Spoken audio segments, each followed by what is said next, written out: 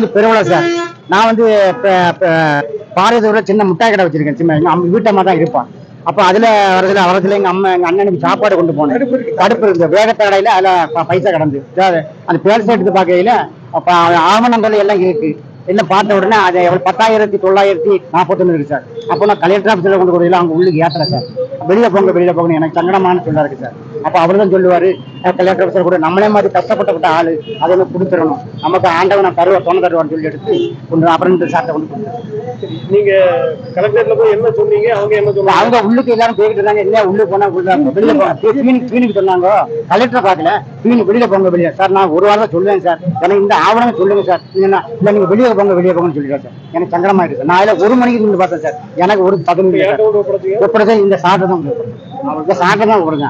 அந்த சாட்டை தான் கொடுங்க.